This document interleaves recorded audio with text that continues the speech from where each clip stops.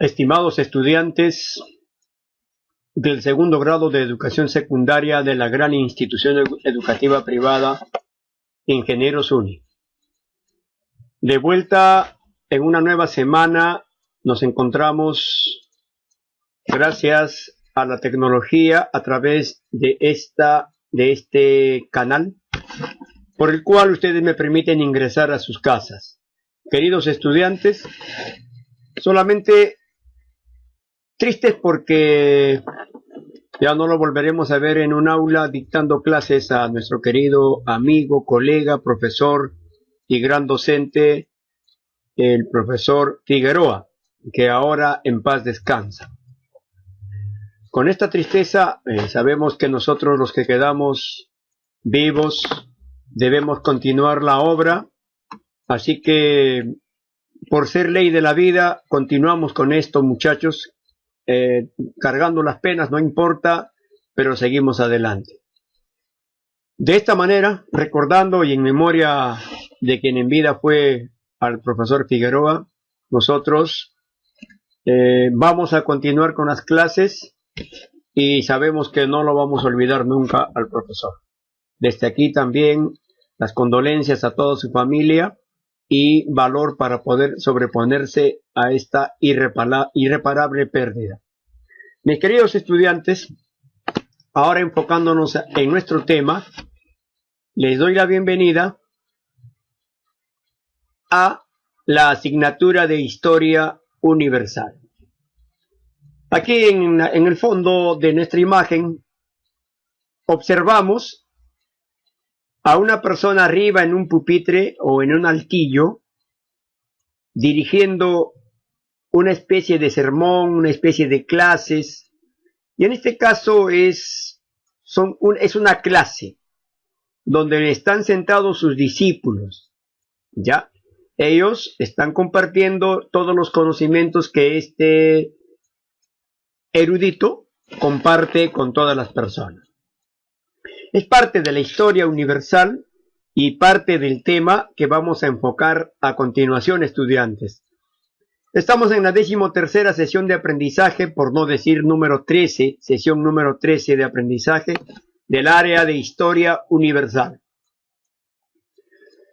Este trabajito, como siempre, está elaborado por mi persona, el profesor David Guamán Manrique, dirigido desde las páginas del 57 al 61 del libro, donde va a tratar el tema de, ahora sí ve, enfocamos. Lo que representa la imagen es una partecita de lo que fueron las universidades en la Edad Media.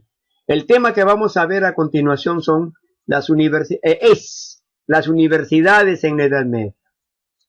Y está dirigido para los estudiantes de segundo de secundaria. Para todos ustedes, mis queridos alumnos, las universidades en la Edad Media.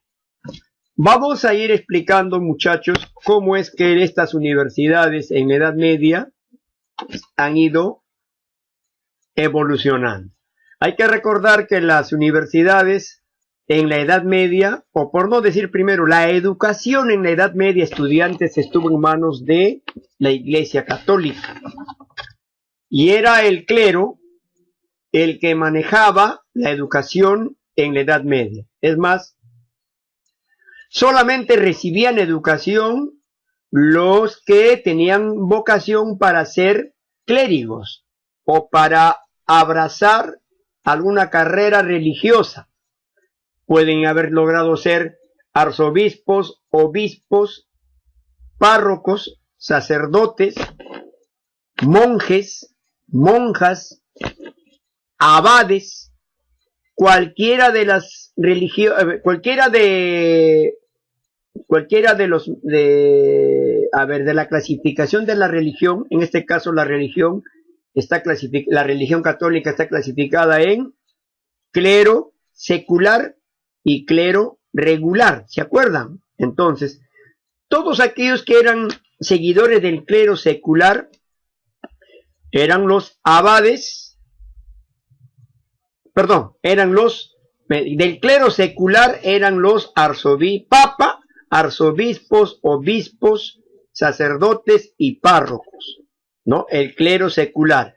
En cambio, el clero regular estaba integrado por el que era la máxima autoridad del clero regular, era el abad, los abades, los monjes y las monjas.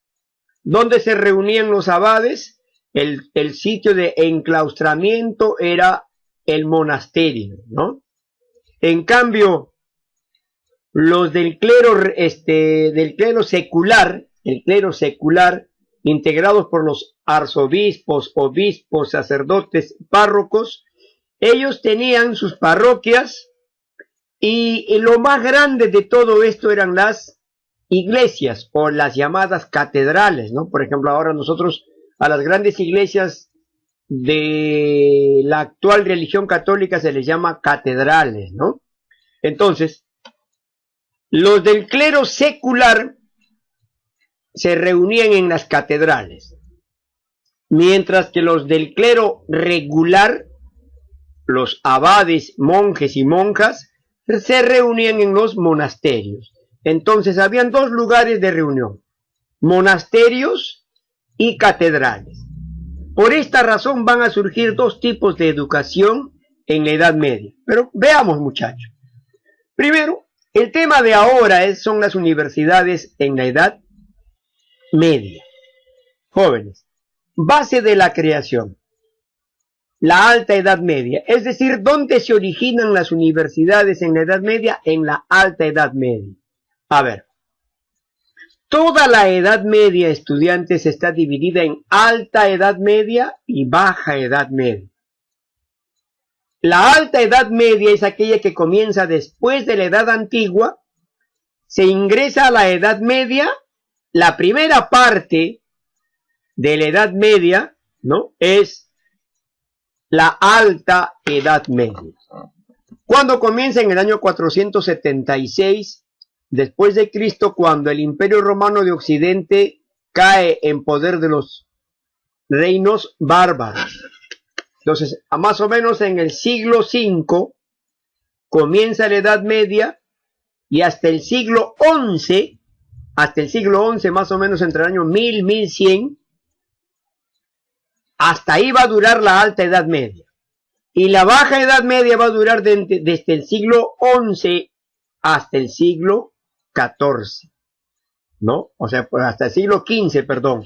En el siglo XV, del 11, 12, 13, 14, 15 es la Baja Edad Media. ¿Y dónde se originan las universidades? En la Alta Edad Media, desde los siglos 5, 6, 7, 8, 9, 10, allí empieza ya a germinarse las universidades en la Edad Media. Pero exactamente, en la Alta Edad Media se germina, se siembra. Pero ¿dónde se va a cosechar? Las universidades van a hacer sus primeros frutos en la Baja Edad Media, entre los 1300, 1200, 1300, 1400 años de nuestra era. Entonces, acá dice, ve, la Alta Edad Media fue una época de estupenda vitalidad artística e intelectual. El periodo fue testigo de crecimiento de las instituciones educativas, un renacimiento del interés por la cultura antigua, un despertar del pensamiento teológico, el resurgimiento de la ley, el desarrollo de una literatura vernácula y una explosión de actividad en el arte y la arquitectura. Es decir, durante la Edad Media, muchachos, ya había una gran expectativa de querer aprender nuevas cosas, pero relacionadas ¿a qué? Relacionadas al arte y relacionadas al conocimiento. Entonces, el arte se expresó a través de la arquitectura, la literatura, se expresó a través de la pintura. Años después van a surgir el humanismo y el renacimiento, ¿cierto? Entonces, ambas corrientes literario-filosóficas van a ser aquellas que van a expresar el arte de los hombres en la Edad Media. ¿A razón de qué? A razón de que todos los seres humanos en la Edad Media tenían tanto interés de expresar su vida artística e intelectual. Por esa razón, en la Alta Edad Media, muchachos, van a surgir primero las escuelas monásticas. Es lo que yo les decía, ¿no? ¿Qué cosa es una escuela monástica? Monástica viene de la palabra monasterio. Es decir, las escuelas donde se enseñaban conocimientos de arte y de sabiduría, de filosofía, de teología más que nada.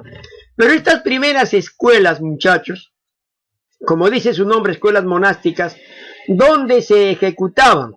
Se ejecutaban en los monasterios. Ahora, si se hacía una educación en los monasterios, entonces, ¿quiénes eran los que enseñaban y eran los profesores? Eran los abades, el abad. El abad era la autoridad máxima de un monasterio. ¿Y a quiénes enseñaban? A aquellos que querían ser monjes y monjas. Por eso dice acá, fueron las más importantes instituciones educativas de la cristiandad latina en los llamados siglos oscuros, existiendo desde finales de la Edad Antigua y consolidándose en la Alta Edad Media. Fueron reconocidas como escuelas palatinas. ¿Saben por qué? Porque la base de esta educación era que todo aquel que que quisiera estudiar en los monasterios, tenía que dominar el latín y las artes y los conocimientos de la escuela latina. ¿Ya? Entonces, por eso se dice acá que el tipo de educación que impartieron en las escuelas monásticas o en los monasterios eran los del tipo latino. Por eso se les llama cristiandad latina o también las escuelas palatinas. Entonces, muchachos, dice acá, ¿no? Acá vuelvo a repetir, fueron reconocidas como escuelas palatinas. Los lugares de enseñanza eran los monasterios. ¿A quiénes pertenecían los del monasterio? Al clero regular. ¿Quiénes eran las autoridades máximas? Los abades. Los abades eran los profesores y los alumnos futuros monjes instruidos. ¿Qué quiere decir? Que la educación solamente preparaba para la carrera teológica. O sea, teología quiere decir el tratado de Dios, todos los que iban a tratar sobre Dios.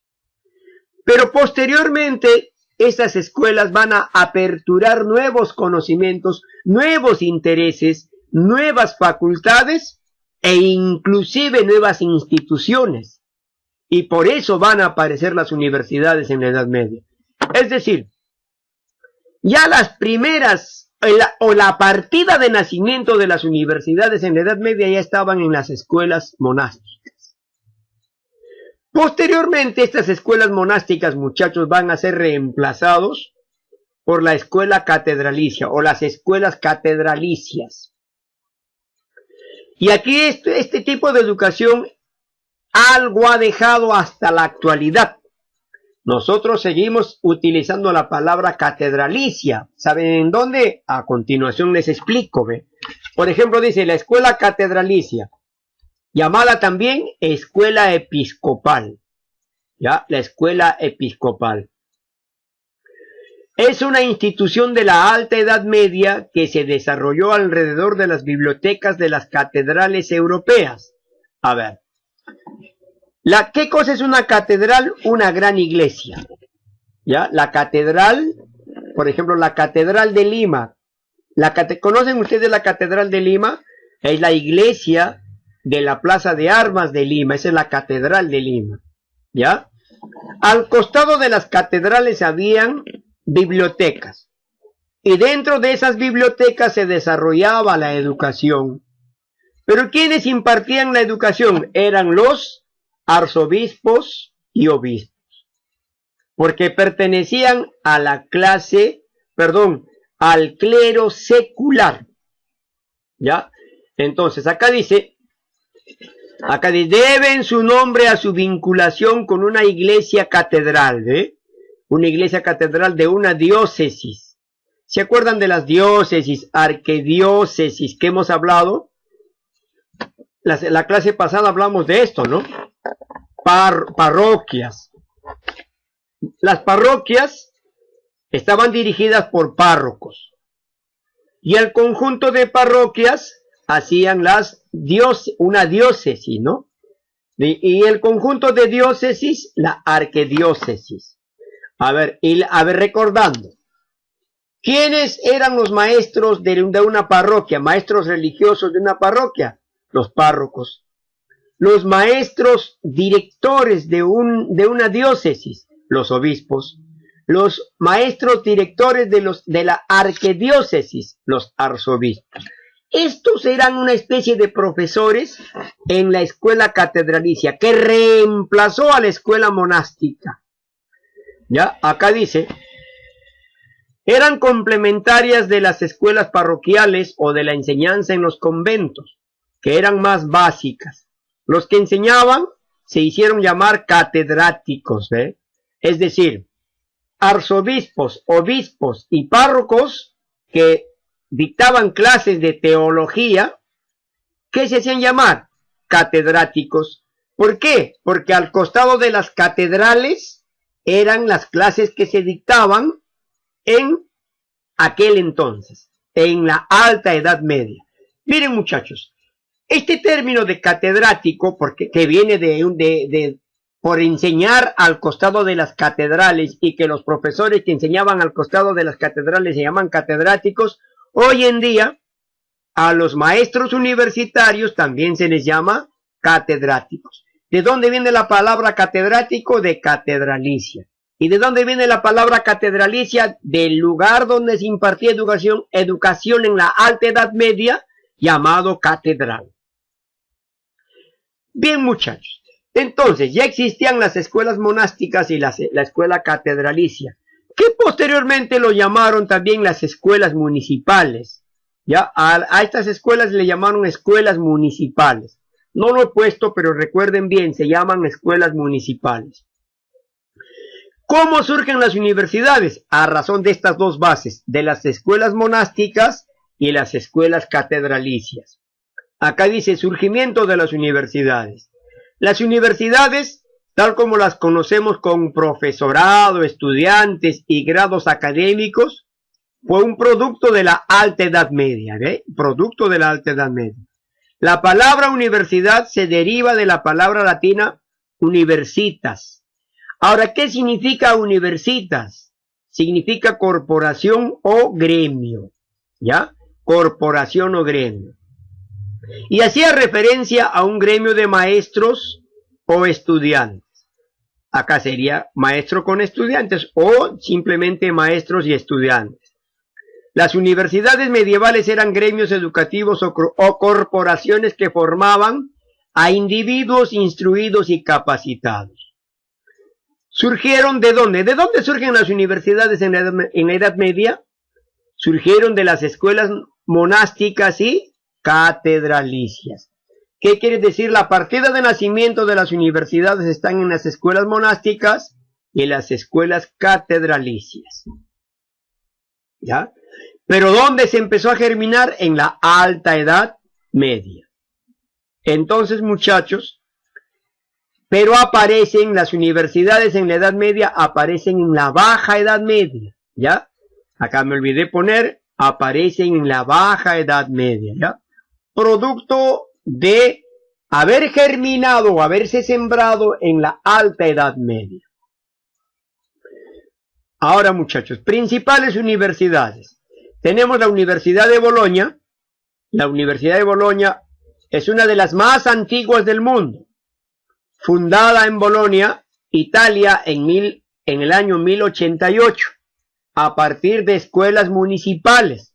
Es decir, ¿qué escuelas municipales eran? Los monasterios y las catedrales.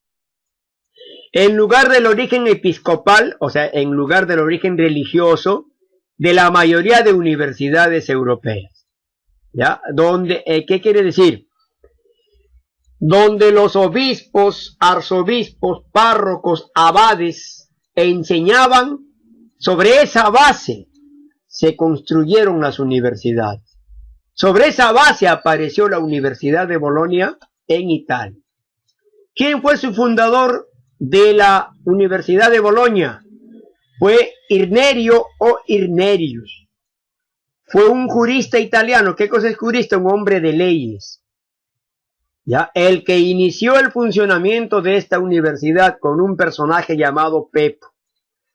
Proviene de la llamada Escuela de Bolonia, de donde extrae buena parte de la base de conocimientos de leyes, jurídicos de leyes, que le permitirán desarrollar su obra en este primer centro superior de Europa. Entonces, acá ya estamos viendo que la principal temática de la Universidad de Bolonia, gracias a su fundador Irnerio o Irnerius, van a ser las leyes. ¿Ya? Todo lo que es leyes. Jurista. ¿Ya? Entonces, básicamente la Universidad de Bolonia se especializó en leyes. Su historia. Fue famosa en la Edad Media en toda Europa por sus escuelas de humanidades y especialmente la de derecho canónico como civil. O sea, dos tipos de derechos, ¿no? Leyes, ley canónica, ley religiosa y ley civil. Destaca aquí la obra de Irnerio. ¿Quién es Irnerio? Su fundador. ¿Ya? Desde el siglo XIV, ya estamos hablando, muchachos, Baja Edad Media, a las escuelas de juristas se suman las de los llamados artistas, los estudiosos de la medicina. ¿Qué quiere decir? Que primero, muchachos, la Universidad de Bolonia parte primero siendo netamente jurista, ¿no? Jurista. Trata solamente de ¿qué? De leyes, ¿ya? Pero posteriormente, ya en el siglo XIV, a finales de la Baja Edad Media, se suman los artistas. Artistas y también estudiosos científicos, ¿no? Científicos de la medicina, entra la medicina, entra la filosofía, entra parte de las matemáticas llamada la aritmética, entra parte del conocimiento de los astros, la astronomía, la lógica, la retórica y después la gramática, ¿ve? Y en el año 1364 se estableció la enseñanza de la teología. Netamente teología, tratado de Dios y su existencia. Después, muchachos, durante el siglo XV y XVI se hicieron famosos sus estudios de teología, acá otra vez, ¿no? Teología, técnica, oratoria antigua, o sea, ahora se enseñaba la oratoria, se enseñaba literatura antigua y también la literatura moderna. Se enseñaba el latín y el griego, ¿ve?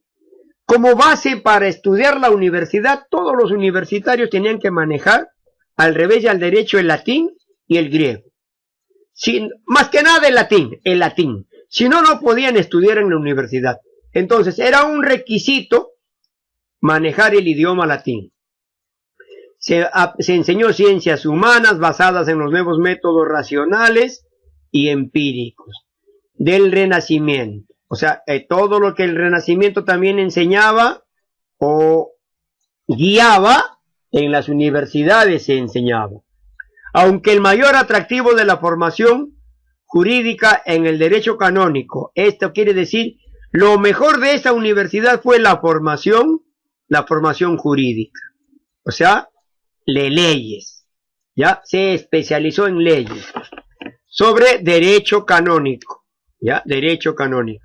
Así como las enseñanzas de gramática y retórica.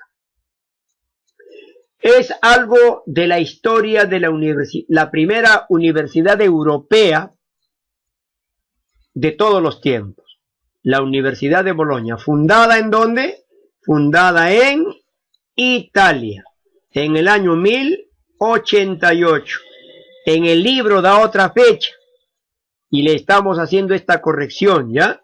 En el libro nos está dando otra fecha de su creación. En cambio, acá estoy corrigiendo. Es la creación de la Universidad de Bolonia en el año 1088. Ahora, muchachos, hay otra universidad la Universidad de París. La Universidad de París, también conocida como la Sorbona, ¿ya? Profesor, ¿por qué se le llama así la Sorbona? Porque esa universidad aceptaba sobornos. No, perdón, no dice soborna. Ya yo me estoy equivocando. Yo soy el que está fuera de sitio. La Sorbona. No es soborna. Soborna es sobornar, ¿no? La Sorbona. La Universidad de París, llamada también no Soborna, sino la Sorbona, fue una de las universidades medievales más antiguas y más importantes de Francia. Y por qué no decir de toda Europa, ¿ya? Ojo, París es la capital ¿de qué país? La capital de Francia, no se olviden, ¿ya? Fue fundada a mediados del siglo XII por el obispo de la ciudad. ¿Quién fue el obispo fundador de la Universidad de París? Roberto de Sorbonne. Por esa razón, muchachos, como su fundador fue Roberto de Sorbonne, la universidad se llamó la Sorbona, ¿ya? La Universidad de la Sorbona. Hoy en día, así se llama, la Universidad de la Sorbona. Una de las mejores universidades de Europa, muchachos. Y sus instalaciones se situaron cerca de la Catedral de Notre Dame en París. Hace poco esta catedral, la Catedral de Notre Dame en París, muchachos, se incendió, ¿se acuerdan? La famosa Catedral de Notre Dame se ha incendiado hace poquito, muchachos. Creo que ahora están ya reparándola para de nuevo volver a ser abierta al público para su admiración. En esa catedral, cerca de esa catedral, se estableció la Universidad de la Sorbona, o llamada también la Universidad de París, en Francia. En el año 1200 fue reconocida por el rey Felipe II y en el año 1215 por el Papa Inocencio III. Como decimos, su fundador, ¿quién fue?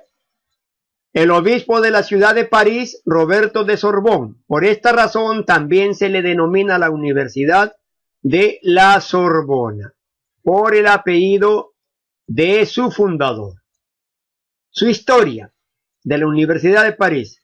La Sorbona, en francés, La Sorbonne, es la histórica Universidad de París en Francia, heredera de una costumbre humanista secular, es decir, eran los religiosos, arzobispos, obispos, párrocos, humanistas, que fundaron esta Universidad de París.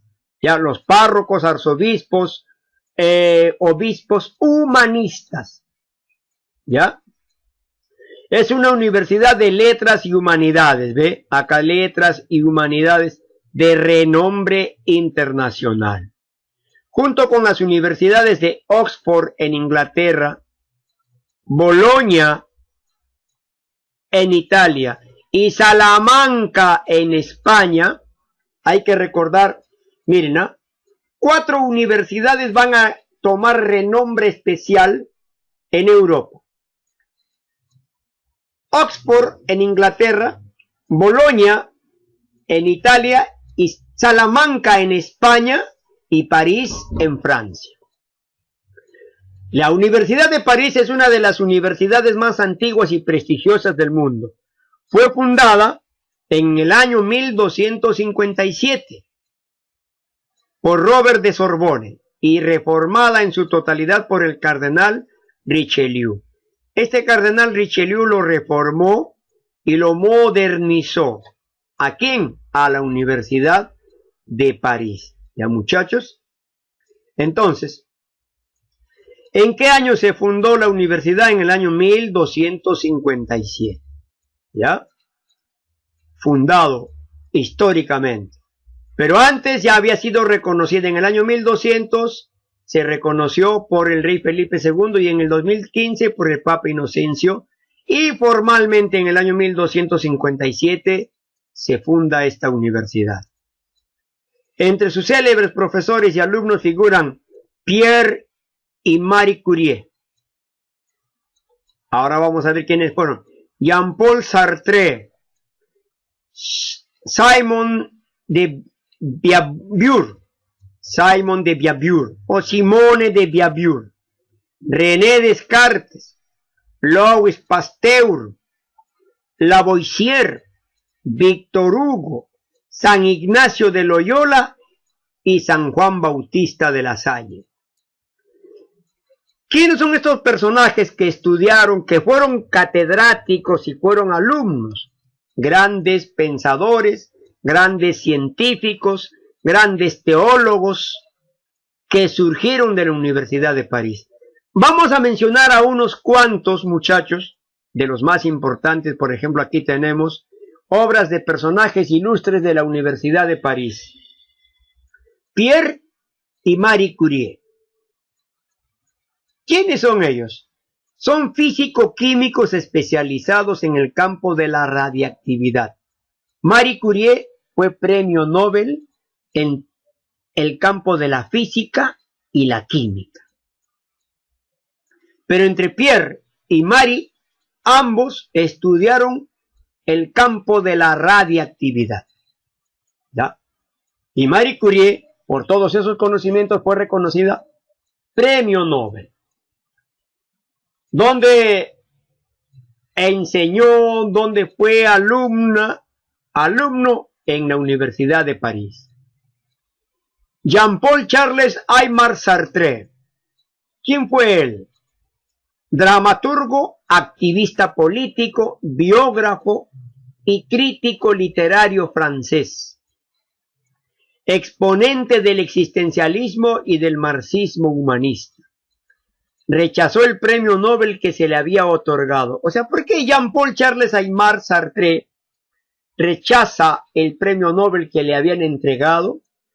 Porque él discrepaba que todos los conocimientos de los científicos se tenían que realizar en bien de la humanidad, sin interés alguno. Y él creía que al reconocérsele con el premio Nobel, él decía, bueno, no, yo no lo hago para que me reconozcan, yo no lo hago para que yo esté en la parte más alta de los personajes ilustres, no lo hago, yo no lo hago por eso, yo avanzo mi ciencia y aporto a la humanidad para la felicidad de esa humanidad, sin interesar mis intereses personales, sin importar mis intereses personales. Casi digo interesar mis intereses, pero valdría la redundancia, ¿no? En este caso, estudiantes, Jean-Paul Charles Aymar Sartre, muy humilde, desechó el otorgamiento del premio Nobel. Simone de Beauvoir o Simone de Beauvoir, ¿ya? ¿Quién fue Simone de Beauvoir? Fue una escritora, parece varón, ¿ves? Simone de Beauvoir. En español, bueno, son nombres en francés que al español lo leeríamos al pie de la letra como Simone de Beauvoir. ¿Ya? Simone de Beauvoir. Fue una escritora, profesora y filósofa francesa feminista. Fue una luchadora por la igualdad de derechos de la mujer. O sea, en Francia ella luchó por los derechos de la mujer y por la despenalización del aborto. Es decir, los que abortan, debe haber derecho a abortar, ¿no? Ella luchó porque los que abortan, en otras palabras, que el aborto debe ser un derecho y que no debe ser penalizado. Luchó por eso. Pero hoy en día el aborto no es un derecho, el aborto no está despenalizado, es penalizado. Aquel que es descubierto que actúa con el aborto tiene una penalización, ¿no? Y también además dice que luchó porque las relaciones sexuales sean libres. Pero en este caso, muchachos, las relaciones sexuales son libres, ¿no? Pero tienen un límite que la ley no estratifica. Es decir, no porque sea libre las relaciones sexuales a cualquier edad y en cualquier momento uno pueda tener relaciones sexuales. No, sino que hay que esperar, de acuerdo a la ley, cierto tiempo, ¿no? Cierto tiempo de maduración psicológica, maduración física, decisión personal, todo eso cuenta para las relaciones sexuales. Hay que entender que estrictamente la palabra relaciones sexuales, estudiantes, yo personalmente lo interpreto así. Relaciones sexuales es la relación entre un varón y una mujer, las relaciones entre dos varones, las relaciones entre dos mujeres, que conversan, que dialogan, que comparten un espacio, que hacen clases, que juegan, que van a una discoteca, que van a un partido de fútbol. Esos son relaciones sexuales, ¿no?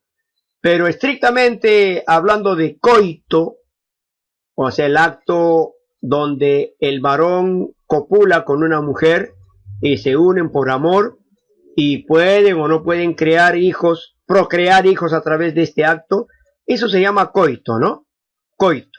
Pero las relaciones sexuales, personalmente para mí, son aquellas relaciones entre un varón y una mujer, un varón con otro varón, varios varones con otros varios varones, reunidos en un ambiente social que intercambian ideas, que intercambian opiniones, donde pueden estar en un salón de discoteca bailando, están intercambiando, ¿qué cosa? Las relaciones. Relaciones sexuales, porque cada ser humano se comporta de acuerdo a su sexo. Es el comportamiento sexual que se intercambia con otro comportamiento sexual. Entonces esas son relaciones sexuales.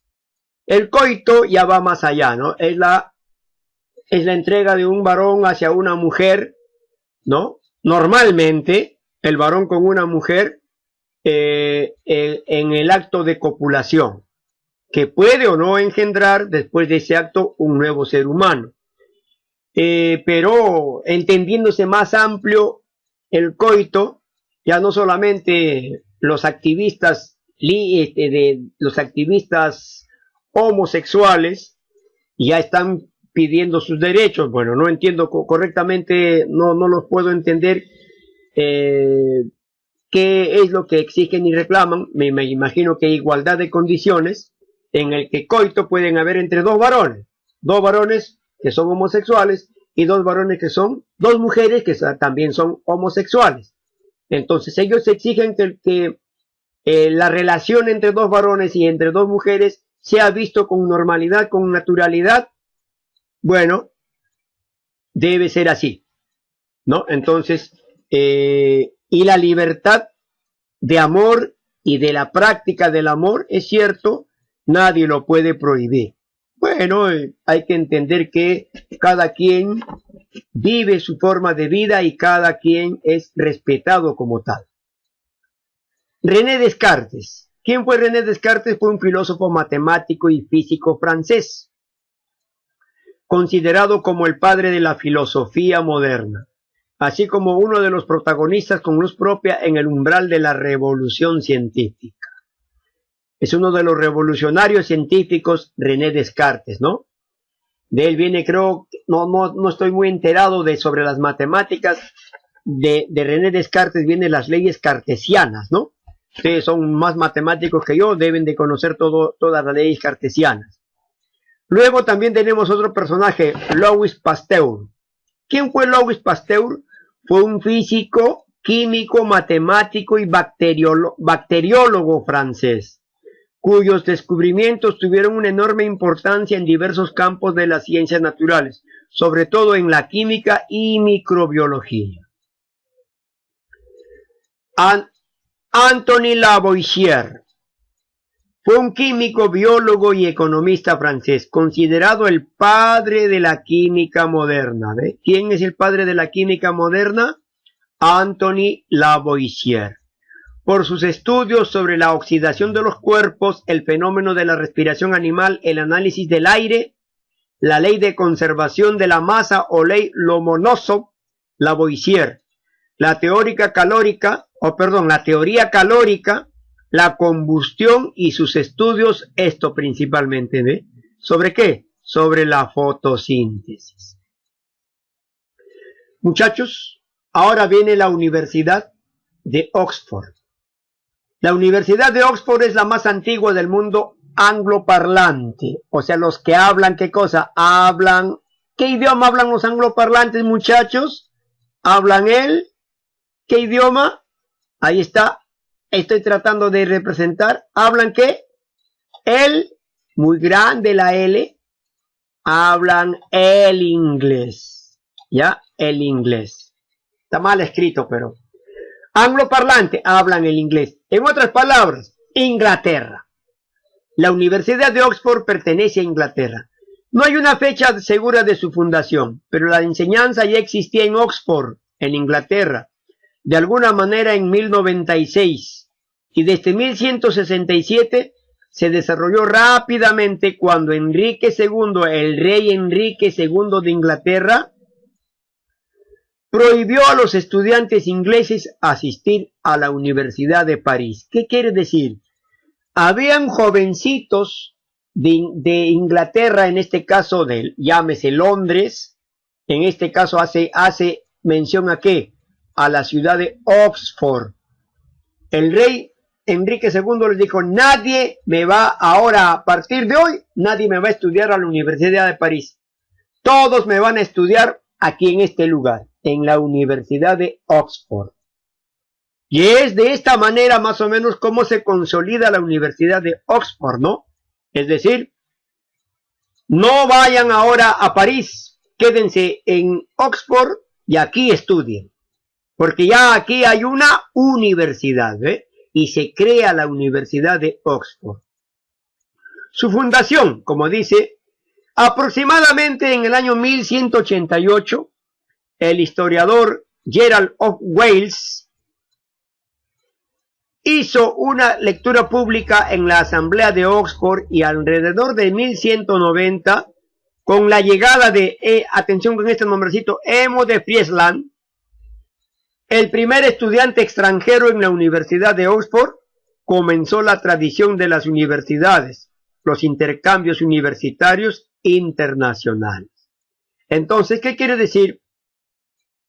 Ya el primer estudiante extranjero que vino a Oxford, ya enterado de que ya existía esta universidad, ya empezó Oxford a recibir estudiantes de otros lugares de Europa y se internacionalizó esta universidad, que aproximadamente va a sentar sus bases en el año 1188, ¿ya? Su historia. En el año 1201, la universidad era dirigida por el maestro, quien recibió el título de canciller. O sea, es decir, ¿cómo se llama? No se llamaban catedráticos allí en la Universidad de Oxford, se les llamaba canciller. En 1214 y en 1231 los maestros fueron reconocidos como corporación o universitas, ¿ya? Es decir, ¿cómo se le llamaban a los maestros? Corporación o universitas. Vuelvo a decir, la palabra universitas significa corporación o gremio, ¿ya? O agrupación de personas. En menos de un siglo, Oxford había conseguido sobresalir por encima de otros lugares de aprendizaje y era alabada por papas, reyes y sabios por su antigüedad, por su currículum, por su doctrina y por sus privilegios.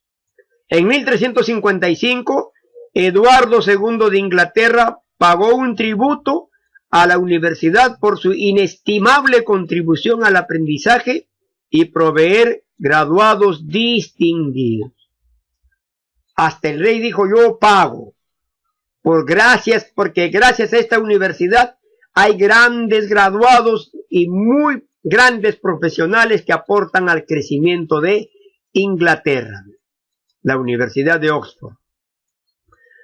¿Quién no quisiera estudiar en la Universidad de Oxford en Inglaterra? Ustedes, muchachos que están estudiando ahora aquí en estos momentos, sepan cuáles son las mejores universidades del mundo y las más antiguas, no por ser más antigua en este caso, sino porque en realidad son estas universidades aquellas que han generado grandes científicos de la humanidad. Puede ser en la Universidad de Oxford, que vayan ustedes a estudiar alguna vez, o pueden ser que vayan a estudiar a la Universidad de París, o a la Universidad de Bolonia en Italia, y si se quiere también en la Universidad de Salamanca en España. Entonces, muchachos, sueñen con eso, con que alguna vez vayan a pisar las aulas de la Universidad de Oxford en Inglaterra. Primeras enseñanzas, muchachos. En las universidades lo primerito que se ha enseñado fueron las artes liberales. ¿Ya? ¿Por qué se llaman artes liberales cultivadas por personas libres? ¿Qué quiere decir, muchachos? Antes de estas enseñanzas liberales, las artes eran artes opresoras, artes, llámese artes esclavizadas o artes adueñadas. ¿Por quién? Por los clérigos, por la religión, por el catolicismo. Ellos eran los que habían cerrado a las artes exclusivamente para religiosos. Pero en cambio ya cuando aparecen las universidades, después de las escuelas monásticas y las escuelas catedralicias, se forman las universidades y allí ya van a estudiar libremente cualquier persona. Y además ya estas personas que están estudiando no necesariamente tenían que ser clérigos, no, ya no, podían ser cualquier cosa que ellos querían. Por eso ya se daba libertades, o sea, a eso se le llaman las artes liberales. Se empezó enseñando 7 artes liberales, muchachos. Por ejemplo, acá tenemos, a eso se llama las 7 artes. ¿Cuáles eran las artes liberales? Las 7 artes. ¿Y cómo estaban divididas las 7 artes? Así. El trivium, 3 vías o 3 caminos. Trivium, ¿qué significa? 3 vías o 3 caminos para aprender algo. Y el quadrivium, 4 vías o 4 caminos para aprender algo. Aprender un arte. O sea, ¿cómo puedes aprender tú las 7 artes? Por 3 vías y por 4 vías. El trivium y el quadrivium. En este caso, el trivium estaba compuesto por la gramática, la dialéctica y la retórica. Estas son las 3 vías, ¿eh? La gramática, la dialéctica y la retórica, las 3 vías que ofrecían las 7 artes en el trivium. 3 artes liberales. Y completadas por las 4 artes liberales ofrecidas por el quadrivium. La primera arte liberal, la aritmética. La segunda, la geometría. La tercera, la astronomía. Y eso que me gusta, a mí me encanta esta partecita, muchachos. Y la música. Estas eran las primeras enseñanzas en las universidades.